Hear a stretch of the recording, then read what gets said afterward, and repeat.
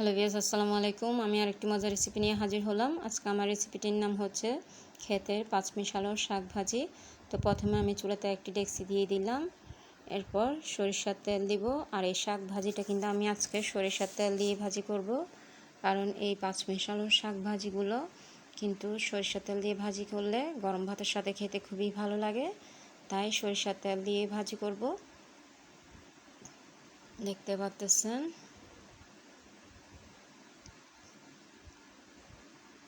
সরিষার তেলগুলো আমি দিয়ে দিলাম, এরপর একটু নেড়ে চেড়ে নিচ্ছি যাতে করে ভালো করে তেলটা সিদ্ধ হয়ে যায়। তাই খুবই মজাদার শাক ভাজিটা, আর যাদের রক্তশূন্যতা আছে তাদের জন্য তো খুবই উপকারী। দেখতে পাচ্ছেন আমি রসুন কুচিটা দিয়ে দিলাম, এরপর পেঁয়াজ কুচিটা দিয়ে দিলাম, আর এখানে হেলেঞ্চা শাক, কাঁথা শাক, ঢেঁকি শাক সব একসাথে দিয়ে আরও বিভিন্ন ধরনের শাক দিয়ে আমি শাকটা কিন্তু ভাজি করতেছি আজকে। দেখতে পাচ্ছেন খুবই লোভনীয় শাকগুলো কিন্তু, এবং খুবই মজাদার। আর এভাবেই কিন্তু ভাজি করলে সবাই খেতে পছন্দ করে থাকে।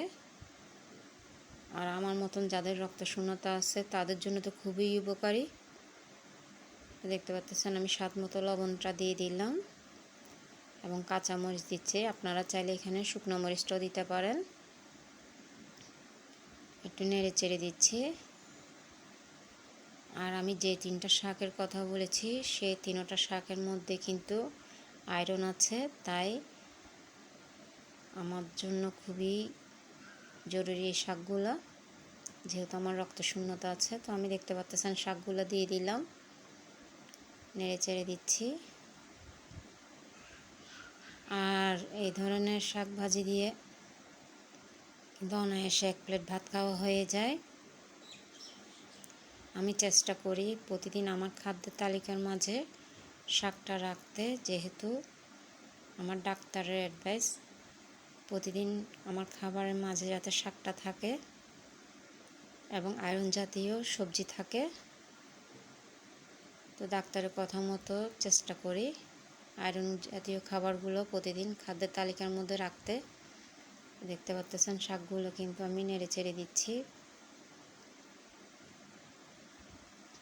তো দেখতে পাচ্ছেন মাশাআল্লাহ তৈরি হয়ে গেল ক্ষেতের পাঁচমিশালো শাক ভাজি। আশা করি আপনাদেরও ভালো লাগবে, খুবই মজাদার। দেখতে পাচ্ছেন কতটা কালারফুল দেখাচ্ছে। তো দেখার জন্য সবাইকে ধন্যবাদ।